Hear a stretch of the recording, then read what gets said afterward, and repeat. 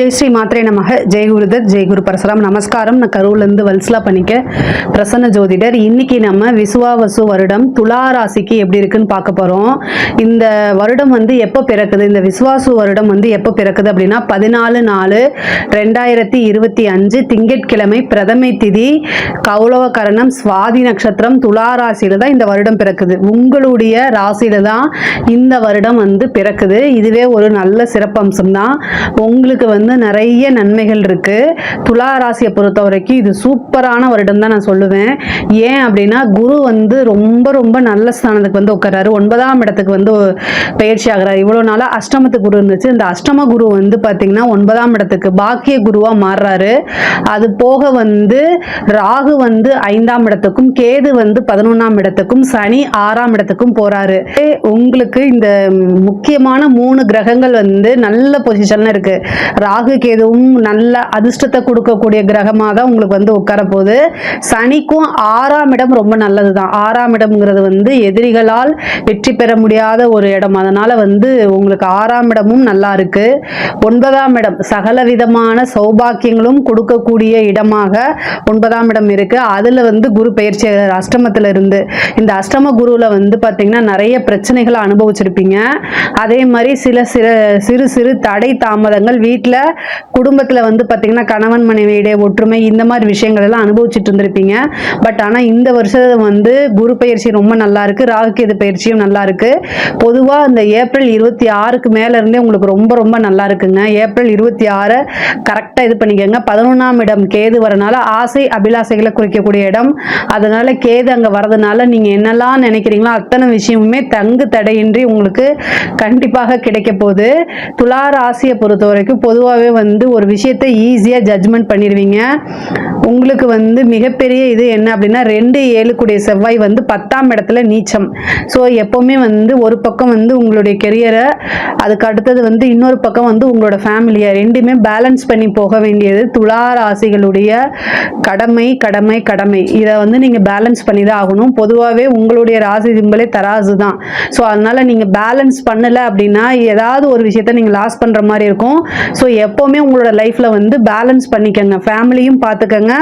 அதே மாதிரி உங்களுடைய பிஸ்னஸ், உங்களுடைய உத்தியோகம் எதுவாக இருந்தாலும் அதையும் நீங்கள் பார்த்துக்கங்க. மெயினாக வந்து என்னென்னா ஃபேமிலினா ஃபேமிலிக்காகவே ஃபுல்லாக டெடிக்கேட்டடாக இருப்பீங்க. அப்படி இல்லைன்னா வேலையோ அல்லது பிஸ்னஸோனா அதுலேயே ஃபுல்லாக டெடிக்கேட்டடாக இருப்பீங்க. இது ரெண்டுமே இல்லாமல் பேலன்ஸ் பண்ணி போனால் தான் உங்களோட லைஃப்பில் மிகப்பெரிய லெவலில் சக்ஸஸாக நீங்கள் பார்க்க முடியும். அதே மாதிரி நீங்கள் என்னெல்லாம் நினைக்கிறீங்களோ அத்தனையுமே அடைய முடியுங்க. 10ஆம் இடத்துக்கு, அதாவது 10ஆம் இடத்துக்கு வந்து பார்த்தீங்கன்னா இவ்வளோ நாளாக வந்து 10ஆம் இடத்துக்கு சனி வந்து அஷ்டமத்தில் இருந்தார். அதனால சிறு சிறு தடை, ஏன்னா உங்களுக்கு வந்து சனி வந்து பாத்தீங்கன்னா 2ஆம் இடத்தை பார்த்தாரு. 2ஆம் இடம்னா வருமானத்தை தடை பண்ணுவாரு. குடும்பத்திலேயே சிறு சிறு பிரச்சனைகள் கொடுத்துருப்பாரு. அதனால தொழில் மூலியமா இவ்வளவு நாளா வருமானங்கள் வராம இருந்தா கூட இனி வந்து தொழில் மூலியமா நிரந்தரமான வருமானம் அப்படிங்கிறது உறுதியாக உண்டு. அதே மாதிரி நல்ல லாபங்களும் ஈட்ட முடியும். உங்களுக்கு வந்து 11ஆம் இடத்துல கேது வரதுனால தொழில் மூலியமா உங்களுக்கு நல்ல லாபங்கள், 11ல கேது இருக்கனால தொழில் மூலியமா உங்களுக்கு நல்ல லாபம் வரும். நிரந்தரமான வருமானம் அப்படிங்கிறது உறுதியாக உண்டு. 6ஆம் இடத்துல இருக்கக்கூடிய சனி உத்தியோகத்துல மிகப்பெரிய லெவல்ல மாற்றம் இருக்கு. உத்தியோக ரீதியா வந்து நல்ல சேலரி இன்க்ரிமெண்ட், ப்ரொமோஷன்ஸ் இதெல்லாமே கிடைக்கும். உங்களுக்கு என்ன நீங்க எஃபோர்ட் போட்டிருக்கீங்களோ, என்ன நீங்க உழைப்பை கொடுத்துருக்கீங்களோ அந்த உழைப்புக்கேற்ற பலன்கள் உறுதியாக கிடைக்கும். அதை தாண்டி எதிர்பார்க்க முடியாது. சனி உழைப்புக்கேற்ற ஊதியத்தை கட்டாயம் கொடுத்துருவாரு. அதனால நீங்க கவலையே பட வேண்டாம். நீங்க இவ்வளவு நாளா உங்களுக்கு ரெகக்னைஸ் இல்லைன்னா கூட உங்க ஆபீஸ்ல வந்து இனி உங்களுடைய புகழ், உங்களுடைய இது வந்து என்னன்னா வேலை உழைப்பெல்லாம் அங்கீகரிக்கப்படும். இவ்வளோ நாளாக வந்து நீங்கள் யாருன்னு தெரியனா கூட இனிமேல் வந்து நீங்கள் யாருன்னு தெரிஞ்சுக்கக்கூடிய காலகட்டம் வந்துருச்சு. அதே மாதிரி எதிரிகள் வந்து இவ்வளோ நாளாக ஆட்டம் போட்டுருந்தாலும் 6ஆம் இடத்துக்கு வரக்கூடிய சனி வந்து எதிரிகளை அடக்கக்கூடிய அமைப்பு. அப்போ உங்களை பார்த்தா எதிரிகள் பயந்து ஓடக்கூடிய காலகட்டம் இப்போ வந்துருச்சு. அதே மாதிரி 5ஆம் இடத்தை வந்து குரு பார்க்குறாருங்க. 5ஆம் இடத்துல ராகு வந்திருக்கு. இது ஒரு அதிர்ஷ்டம், திடீர்னு ஒரு அதிர்ஷ்டம். அதே மாதிரி 5ஆம் இடம்ங்கிறத பூரண லக்ஷ்மி ஸ்தானம் அப்படின்னு சொல்றது. அப்போ இந்த லக்ஷ்மி ஸ்தானத்துக்கே ராகு வராரு. ராகு எல்லாத்தையுமே பிரம்மாண்டப்படுத்தி விடுவார். அதனால உழைக்காத வருமானம், லாட்ரி புதையல், திடீர்னு ஒரு அதிர்ஷ்டம் எதிர்பார்த்துக்கவே மாட்டீங்க. அதே மாதிரி பினாமி சொத்துக்கள், இந்த மாதிரி விஷயங்கள்லாம் உங்களுக்கு கிடைச்சிரும். உழைக்காத வருமானம் உறுதியாக உண்டு. இந்த ராகு கேதுக்கள் தான் வந்து இந்த மாதிரி உழைக்காத வருமானங்கள், இந்த மாதிரி விஷயங்கள்லாம் கொடுப்பாரு. ஸோ அதனால 5ஆம் இடத்துல இருக்கனால இது ஒரு பெரிய அதிர்ஷ்டமாக தான் நீங்க எடுத்துக்கணும். உங்களுடைய ராசியை பொறுத்த வரைக்கும் 3ஆம் இடத்துக்கு சனி பார்க்குது. 10ஆம் பறைய 3ஆம் இடத்தை பார்க்கறதுனால நிறைய மாற்றங்கள், அதே மாதிரி பயணங்களை அதிகமாக மேற்கொள்கிற மாதிரி வரும். வெளிநாடு, வெளியூர், வெளிமாநிலம் இது எல்லாமே அடிக்கடி போகிற மாதிரி வரும். நீங்கள் இப்போ வந்து உள்ளூரில் இருந்தால் கூட வேற பக்கம் உத்தியோகம் கிடைக்கும். தொழில் ரீதியாக வெளியூரில் போய் அலைஞ்சு எல்லாமே வாங்கிட்டு வர மாதிரி இருக்கும். இந்த மாதிரி அலைச்சல்கள் உறுதியாக உண்டு. ஆனால் அந்த அலைச்சல்கள் எல்லாமே ஆதாயங்களாக தான் மாறும். கவலையே பட வேண்டாம். அதே மாதிரி முன்பை விட நல்ல படிக்கக்கூடிய திறமையும் இருக்கு. படிப்பு ஸ்தானத்துக்கு வந்து சனியோடைய பார்வையில மற்ற எந்த கிரகத்துடைய பார்வையும் இல்லை. ஆனா வந்து 3ஆம் இடத்துக்கு குருவோடைய பார்வை இருக்கனால முன்பை விட நல்ல ஞாபகத்திறன், புத்தி கூர்மை, படிக்கணுங்கிற ஆர்வம் இயற்கையாவே தோன்றது, இந்த மாதிரி விஷயங்கள்லாம் வந்துடும். அதனால படிக்கக்கூடியவங்களுக்கு ரொம்ப நல்லா இருக்கு. உயர்கல்விக்குலாம் அது ரொம்ப சூப்பரான டைமு. மிகப்பெரிய லெவல்ல அதிர்ஷ்டமும் யோகமும் இருக்கு. நீங்க படிச்சு முடிச்சோன்னா இன்டர்வியூல அட்டன் பண்ணீங்க அப்படின்னா காலேஜ் கேம்பஸ்ல இன்டர்வியூ அட்டன் பண்ணுங்க. கேம்பஸ்லயே நீங்க செலக்ட் ஆவீங்க. நல்ல பிளேஸ்மெண்ட் கிடைக்கும். அதே மாதிரி இவ்வளோ நாளாக இந்த எக்ஸாம்ஸ் எல்லாம் எழுதிருப்பீங்க இல்லையா, யூபிஎஸ்சி, ஐஏஎஸ், ஐபிஎஸ், இந்த மாதிரி அவங்களுக்கு எல்லாமே வந்து ஒரு நல்ல பதவி கிடைக்கும், நல்ல ரிசல்ட் கிடைக்கும். 3ஆம் இடத்துக்கு குரு பார்வை இருக்கும்போது நல்ல போட்டித் தேர்வுகளில் உறுதியாக உங்களுக்கு வெற்றி உண்டு. நீங்க என்ன உழைப்பு போடுறீங்களோ அதுக்கேற்ற பலன் உறுதியாக கிடைக்கும். இந்த டைம் நீங்க வந்து ட்ரை பண்ணுங்க. சூரியனுக்கு வந்து வில்வத்தால அர்ச்சனை பண்ணுங்க. ஒரு ஞாயிற்றுக்கிழமை சூரியனுக்கு வில்வத்தால அர்ச்சனை பண்ணுங்க. காலையில 6 to 7 சூரிய குறையில பண்ணீங்க அப்படின்னா கவர்மெண்ட் ஜாப்க்கு நீங்க ட்ரை பண்ணிட்டு இருக்கீங்க, எக்ஸாம்ஸ் எழுத போறீங்கன்னா இதை ஒரு தடவை செஞ்சுட்டு போங்க. நீங்க படித்ததும் இதுவும் சேர்த்து சிறப்பான பலன்களா உங்களுக்கு கிடைச்சிரும். அதே மாதிரி 9ல் இருக்கக்கூடிய குரு வந்து உங்களுடைய ராசியவே பார்க்கறதுனால நிறைய பேத்துக்கு புத்திர சந்தான பிராப்தம் அப்படிங்கிறது கிடைக்குது. சந்தான பிராப்தி இவ்வளவு நாளா வந்து உங்களுக்கு குழந்தை இல்லைன்னா கூட இந்த டைம்ல வந்து ஒரு குலதெய்வ வழிபாடு பண்ணுங்க. நீங்க ட்ரீட்மெண்ட்டுக்கு போறோம்னா கூட 5ஆம் இடத்துல வந்து ராகு வரதுனால, புத்திரஸ்தானத்துல ராகு வரதுனால குழந்தைக்காக நீங்க மருத்துவம் எடுக்கும்போது சந்தான பிராப்தம் கிடைச்சிடும். அதுக்குண்டான விஷயங்கள் உங்களுக்கு பாசிட்டிவா மாறும். குருவோடைய அனுகிரகம் இருக்கு. உங்களுடைய ராசிக்கு 5ஆம் இடத்துல ராகும் இருக்கனால ஐவிஎஃப், டெஸ்ட் டியூப் பேபி இந்த மாதிரி விஷயங்கள்லாம் ட்ரை பண்றீங்கன்னா இந்த காலகட்டம் வந்து உங்களுக்கு ஒரு நல்ல காலகட்டமா இருக்குது. இதை வந்து மிஸ் பண்ணிடாதீங்க.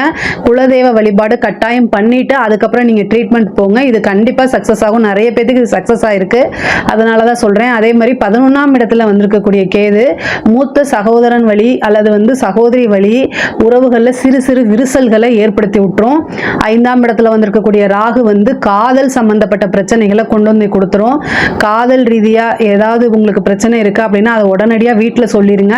தேவையில்லாம பயப்படாதீங்க. 5ஆம் இடத்துல ராகு வரும்போது உங்களுடைய காதலன் வந்து உங்களுக்கு ஒர்த் இல்லை, காதலனோ அல்லது காதலியோ லவர் வந்து ஒர்த் இல்லை அப்படின்னு உங்களுக்கு தெரியும் பட்சத்தில் அதை வீட்டில் உடனடியாக சொல்லிடுங்க. மேக்சிமம் வீட்டில் ஒரு அடியோடு விட்டுருவாங்க. ஆனால் பின்னால் அது பெரிய பிரச்சனையாக மாறிடும். ஸோ அதனால் வீட்டில் இருக்கவங்களுடைய நபர்கள் இருக்காங்களே அவங்களுடைய ஆதரவை தேடிக்கங்க. அதே மாதிரி ஒரு சிலருக்கு வந்து காதல் ஏற்படுறதுக்கு உண்டான வாய்ப்பு இருக்குது. ஆல்ரெடி இருக்கவங்களுக்கு பிரேக்கப் ஆகிறதுக்கு வாய்ப்பு இருக்குது. அது ஒரு சிலருக்கு தான். ஆனால் இந்த காலகட்டத்தில் ரொம்ப ரொம்ப கவனமாக இருக்கணும். அதே மாதிரி திருமண பிராப்தம் இருக்கு. அஷ்டமஸ்தானத்தை சனி பார்க்கறாரு. 5 குடையவரா போய் 6ல இருந்து அஷ்டமஸ்தானம் பார்க்கறாரு. ஒரு சிலருக்குலாம் இந்த ரிஜிஸ்டர் மேரேஜ் இந்த மாதிரி விஷயங்கள் இருக்கு. பட் ஆனால் அது வந்து உங்க வீட்டில் வந்து பெற்றோர்களால் ஆசீர்வதிக்கப்பட்ட நிச்சயிக்கப்பட்ட திருமணமா இருக்காது. அதனால ரொம்ப ரொம்ப கவனமாக இருங்க. பெண்கள் வந்து வெளியூர் வெளிமாநிலம் போகும்போது ரொம்ப கேர்ஃபுல்லா போங்க.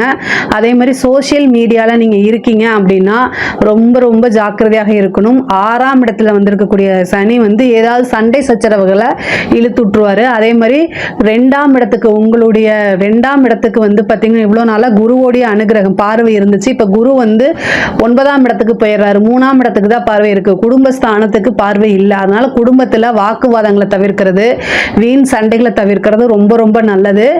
தேக ஆரோக்கியத்தில் ரொம்ப கவனம் தேவை. பொதுவாக எக்கனாமிக்கலாக உங்களுக்கு நல்லா இருக்கு. ஆனால் ஹெல்த் வைஸ் வந்து கொஞ்சம் நிறையவே பாதிப்புகள் இருக்கு. 6ஆம் இடத்துல வந்திருக்கக்கூடிய சனி வந்து மருத்துவ செலவுகளை உங்களுக்கு கொடுத்துருவாரு. ஹெல்த் ஏதாவது நீங்கள் வந்து ஒரு இன்சூரன்ஸ் போட்டு வச்சுக்கிறதோ அல்லது சின்ன சின்ன பிரச்சனைகள் வரும்போது உடனடியாக மருத்துவரை ஆலோசனை பண்ணி அதுக்குண்டான ட்ரீட்மெண்ட் பார்க்குறது நல்லது. இல்லை அப்படின்னா அது பெரிய செலவுகள் 1000-500க்குள்ள ஒரு செலவை முடிங்க. இல்லை அப்படின்னா அது பெரிய லெவலில் லட்சக்கணக்கில் இழுத்துட்ரும். அதனால ரொம்ப ரொம்ப கவனமாக இருக்கணும். தாயாருடைய தேக ஆரோக்கியத்தில் கவனமாக இருங்க. பூர்வீக சொத்துக்களில் இருந்த பிரச்சனைகள்லாம் நீங்கி பூர்வீக சொத்துக்கள் வரும். அதே மாதிரி தந்தை வழி சொத்துக்கள் வரதுக்கு உண்டான அமைப்புகள் இருக்கு. இவ்வளோ நாளாக சொத்துக்கள் இருந்த பிரச்சனைகள்லாம் நீங்கி உங்களுக்கு ஃபேவரா மாறதுக்கு உண்டான இது இருக்கு. அதே மாதிரி கடன் ரீதியாக இருக்கக்கூடிய பிரச்சனைகள் படிப்படியாக உங்களுக்கு குறையும். இவ்வளோ நாளாக கடனாலே ஒரு மன அழுத்தங்கள் இருந்திருக்கும். ஆனால் இப்போ கடன் ரீதியாக இருக்கக்கூடிய பிரச்சனைகள்லாம் உங்களுக்கு குறையும். அதே மாதிரி மன மகிழ்ச்சிகள் ஏற்படும். கோர்ட்டு கேஸு பிரச்சனைகள் இருந்தால் அதை நீங்கள் யார் மேலேயாவது கேஸ் போட்டிருந்தாலோ அல்லது உங்கள் மேலே யாராவது கேஸ் போட்டிருந்தாலோ ஆனால் கேஸ் என்னமோ ஃபேவரா ஆகிறது உங்களுக்கு தான். சனி 6ஆம் இடத்துல வந்திருக்கனால எதிரிகளை ஜெயிக்கக்கூடிய ஸ்தானம் தான் 6ஆம் இடம். அதுல சனி வந்திருக்கனால உங்களுக்கு வந்து ஃபேவரா மாறதுக்கு உண்டான அமைப்பு. அதே மாதிரி கடனும் வந்து உங்களுக்கு கண்டிப்பாக குறைஞ்சிரும். உங்களுடைய ஆசை என்னவோ அது எல்லாமே நிறைவேறக்கூடிய காலகட்டமாக இருக்குது. அதே மாதிரி உங்களுடைய விருப்பங்கள் என்னவோ அது எல்லாமே நிறைவேறக்கூடிய அமைப்பாக இருக்குது. கலைத்துறை சம்மந்தப்பட்டவங்களுக்கு மிகப்பெரிய யோகம். துலா ராசியில் யாரெல்லாம் கலைத்துறையில் இருக்கீங்களோ அவங்கெல்லாம் மிகப்பெரிய லெவலில் யோகம் அடைய போகிறாங்க. பெரிய பெரிய பாராட்டுகள் வாய்ப்புகள் இவ்வளோ நாளாக கிடைக்காம இருந்தால் கூட இப்போ வாய்ப்புகள் கிடைக்கும்.